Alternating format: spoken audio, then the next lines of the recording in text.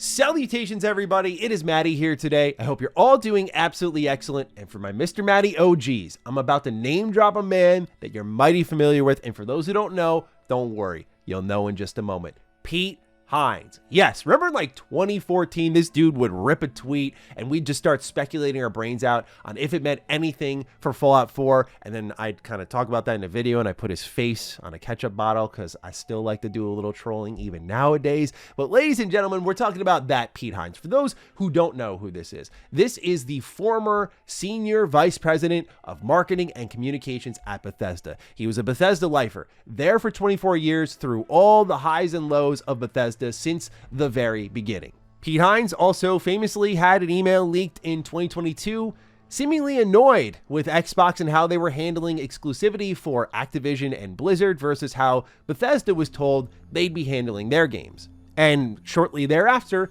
Pete Hines would leave Xbox despite being so firmly dedicated to Bethesda. Since then, he's been enjoying the retirement lifestyle, but I always had a feeling Pete would step out of hiding. When he talked, it would create a very important conversation. And indeed it has, because this is a two-parter. We're talking about part one, how Bethesda has changed. Part two, how Game Pass is affecting developers. That latter topic may sound familiar, and it's because we recently covered a gamesindustry.biz article in a video talking about gaming's grave mistakes catching up with the industry. And it's there we highlighted comments from the likes of Shawn, Layden, and Matt Piscatella of Circana, assessing what exactly is doing well in the market, but also how certain new models like the subscription model can have a negative impact on both developers and gamers long term. Since then, even recent former studio heads of Microsoft Studios, might I add, have chimed in on what Pete Hines had to say about Game Pass. So it's a two-parter. I want to start off with kind of establishing the familial vibe because I think also the Game Pass topic builds well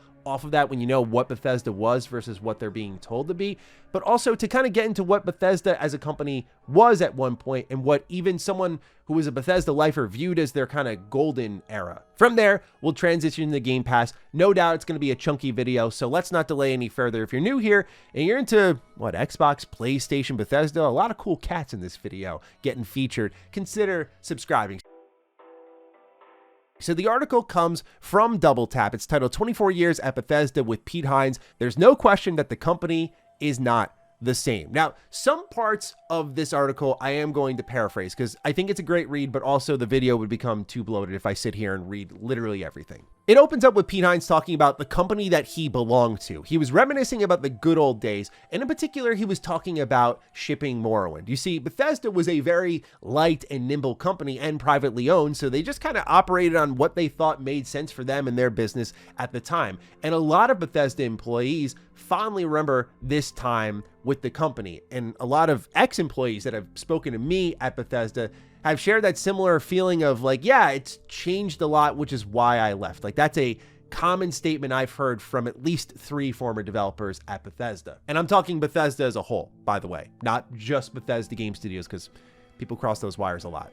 But Pete talks about making the manual for Elder Scrolls 3 Morrowind, and we've featured that on Retro Rebound in the Complete Box experience, and that manual kicks ass. I love the Complete Box experience for Elder Scrolls games because Bethesda would always pack a map in there. They did it with Skyrim, they did it with Oblivion, they did it with Morrowind. It's awesome, but he kind of got thrown into that job, and that's what a lot of these small businesses do. Like, you just wear multiple hats, and there's this sort of personal investment. It's special to you. It's not always about the dollars and cents. I guess the best word to use for it is it's a human operation, not just a money-making operation.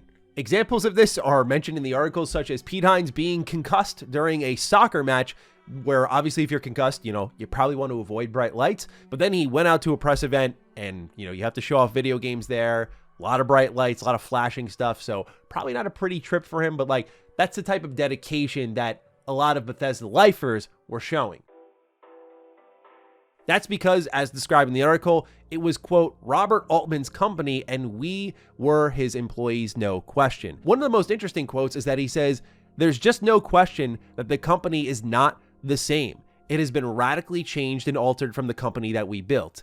It is what it is. Things change, things move on, but at its height, it was a really special thing to be part of. And given the period of time that Pete really reminisces on throughout a lot of this article, as we'll get into with some studio acquisitions by Bethesda, it seems his feeling of that golden era is a similar window to how we view it, like those early 2000s days to probably Fallout 4. Not that the guy like hated being there through the tough times of like 76 or shipping Starfield, but there's no denying Bethesda has changed a lot. In fact, I covered this in a video a few months ago on how a lot of Bethesda has changed. We talked about like what Nate Perkypile said about how Bethesda had changed. A lot of ex-Bethesda devs, Bruce Nesmith, hey, Bethesda's changed. And tech companies do change. That does happen. But as we'll get into, as this topic kind of molds into the Game Pass part of things, we'll see how the content strategy is a big part of how Bethesda changed. But also, they themselves, when it was still Robert Altman's company before he sadly passed away in 2021,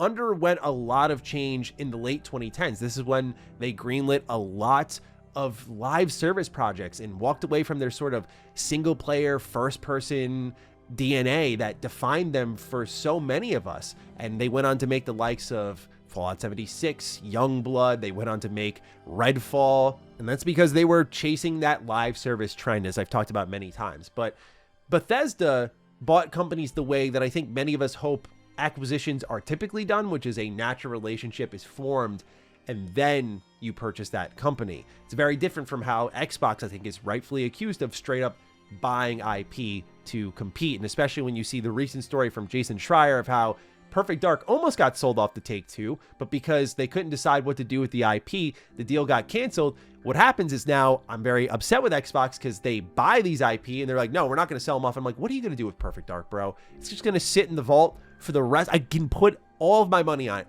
They will never touch Perfect Dark again. I would not be surprised at all if we go like 2 more decades with literally 0 Perfect Dark content. But Bethesda did the right thing because, as highlighted in this article here, Pete talks about how when they worked with Arcane, when they worked with Tango Gameworks, when they worked with Machine Games, there was a mutual admiration, but also a similar DNA. It's why I fell in love with a lot of these developers as well. Like, I started off as a Bethesda Game Studios fan, but I found out about Arcane and Dishonored because they were doing similar systems and immersive elements that I really appreciated in Bethesda games that I now found somewhere else. Same thing with Machine Games. Like, that's how I got pulled into their games and picked up Wolfenstein: The New Order. There was a shared DNA, but Pete goes on to say how they respected what id did, Machine Games, Arcane, and how they want to do more together. And so naturally that partnership is formed and then they buy them.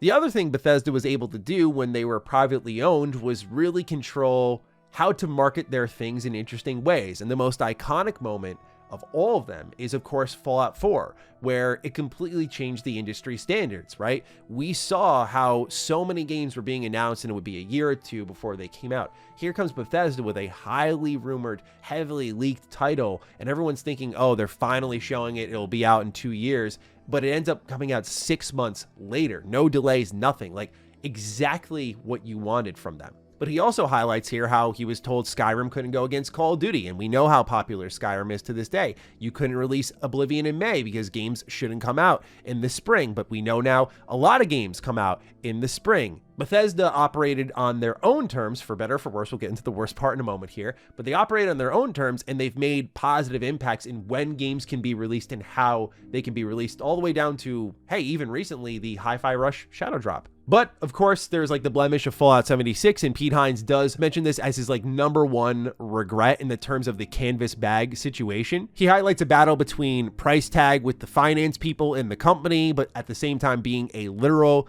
canvas shortage. And he highlights that his biggest failing was not pushing immediately for making and sending one to everybody that actually wanted one. But ultimately, he highlights it as the dumbest thing he ever did at Bethesda.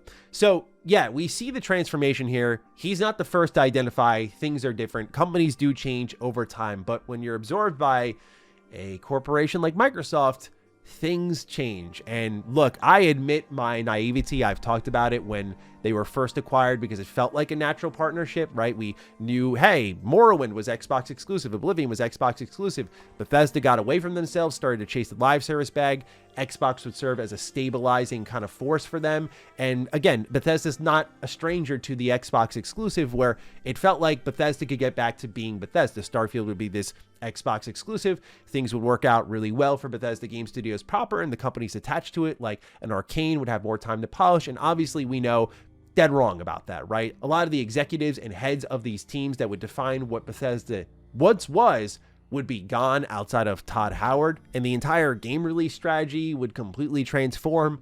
But also, you'd have to start putting your games on Game Pass. So here's what Pete Hines said, and let's start the second part of this conversation. He says, "I'm not working in any of these companies anymore, and so I don't assume that everything I knew while I was in the industry still holds true today," Hines said.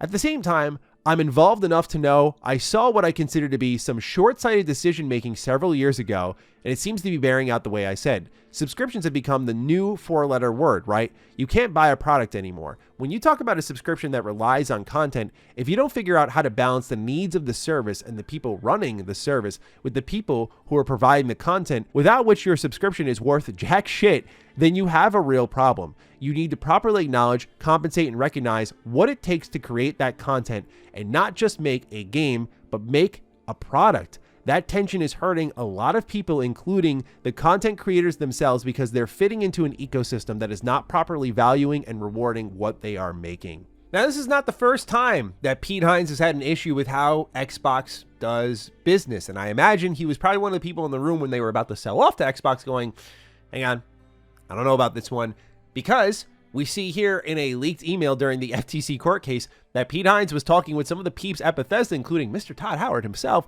saying that, "I'm confused. Is the below not the opposite of what we were just told to do with our own titles? What's the difference? Emphasis in bold is mine from the blog post yesterday." And it says, "We have committed to Sony that we will make them available," being Call of Duty, "on PlayStation beyond the existing agreement and in the future so that Sony fans can continue to enjoy the games they love. We are also interested in taking similar steps to support Nintendo's successful business." Continuing on, Pete says at the bottom, "Did anyone at Xbox think about giving us a heads up on this? Todd's going to DICE in a couple of weeks. You don't think a journal might find him and press him on why the below is okay for COD or any Activision Blizzard games, but not Elder Scrolls 6 or Starfield, or at any/every future interview he does?" It's not a surprise that, about a year or so later, Pete Hines was out. See you later. Now, what Pete Hines has said here, again, will sound familiar because Shawn Layden was echoing a similar sentiment. Now, Shawn got involved immediately, and for those unfamiliar, Shawn Layden was one of the big execs during the launch of the PlayStation 4 and one of the key minds responsible for a lot of PlayStation success before he was seemingly, although unconfirmed, forced out of PlayStation for the likes of Jim Ryan, which is unbelievable.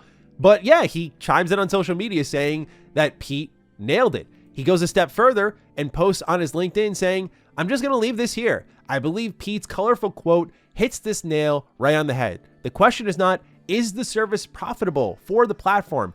Is it healthy and helpful for the developer is what we need to ask." As I mentioned earlier, a video talking about the grave mistakes that gaming is making, Layden does lean into why Game Pass is a problem. Here's what he said when speaking to gamesindustry.biz, quote, "There's a lot of debates going on. Is Game Pass profitable? Is Game Pass not profitable? What does that mean? That's not really the right question to ask anyway. You can do all kinds of financial jiggery pokery for any kind of corporate service to make it look profitable if you wanted to. You take enough costs out and say that's off the balance sheet and oh, look, it's profitable now. The real issue for me are things like, is Game Pass healthy for the developer? Under the subscription model, the developer essentially becomes a wage slave," he argues. "They're not creating value, putting it in the marketplace, hoping it explodes, and profit sharing and overages and all that nice stuff. It's just, you pay me X dollars an hour, I built you a game, here, go put it on your service." I don't think that's inspiring for game developers. This is why I wanted to front load the video with a lot of what Pete was saying about the familial vibe with Bethesda, and PlayStation did have a very similar approach, right? In Game Pass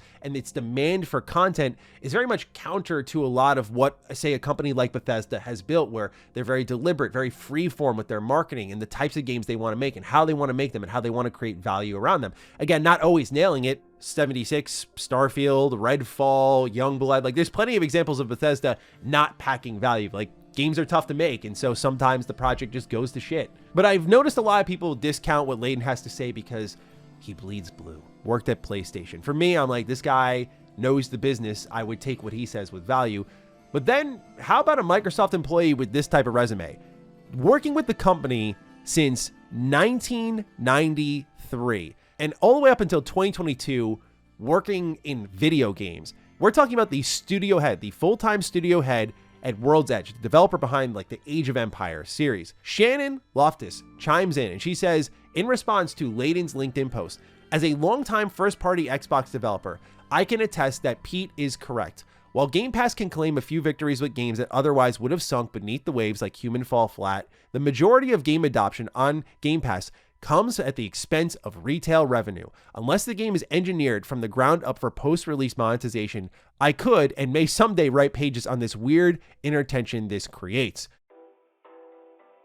And I think the answer to why this creates a little bit of internal strife and conflict in design choices is because, especially if you're a first-party Xbox developer where you know your game's going on Game Pass, number one, I think a quality push can sometimes come second because you know people can get your product for effectively what's considered free as part of their subscription service. So the need for polish or pushing certain elements of your game is not always fully necessary. At the same time, to be fair, it also enables great opportunities for some developers like Shannon highlights here, smaller games. For example, if you were to talk about an Xbox first-party studio, Compulsion Games highlights this. They say that it appears to be a Game Pass hit, but the dev and the CEO of the team said it isn't here to make blockbusters. It allows you to create more reasonable goals for yourself, although, given how Microsoft is moving as of late, I don't think they want to hear that. They want blockbusters, and we'll see just how much Microsoft is willing to support these types of teams where you can see the bottom is falling out to a degree, where they're focusing on hits, right? They shut down potential hits like, say, ZeniMax Online Studios' next big MMO, which I think no doubt had a chance to be a hit on the market, to greenlight Fallout. Now, of course, I'm not going to complain about more Fallout, but it goes to the point of what I was saying earlier about how the bottom's falling out. We can't take risks anymore. It really can't always be about player count. It's about sales. It's about generating revenue. And when you're a company making a game and you know you're going to be on Game Pass, you see here, for example, ground up post-release monetization. You start to build your business strategy around the service rather than making what you want to make, because game developers are artists, and so you should be making what you truly want to make.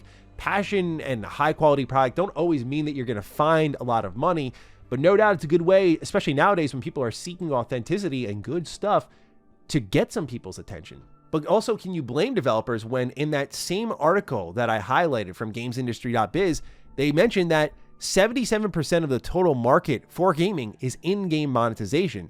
So a lot of companies are looking at the likes of Game Pass as a way to get in, get their bag, which we'll talk about in a second. You have this monetization strategy, get your player count up, and most of your money is made that way, the free-to-play strategy, of course. But also, there is the reality of making quick games for Game Pass. Exposure is excellent, but I've spoken to many indie devs as we were going through our own pitching process as a developer and just talking to them, of course, about Game Pass. Like, what do you feel about Game Pass? Did you find value in it? And a lot of them, almost all of them, have defined to me like a gold rush era where everyone was just pushing to get on Game Pass and Xbox was handing out massive checks to people. And so people were just making quick games for Game Pass. And that's been a lot of the industry strategy, is to kind of use the new upcoming service that's giving out money to allow you to fund your company further more than you usually would. Like when Stadia was coming around and Google was just flicking out money to people. Of course, Game Pass, another great example of that. Apple Arcade, another one.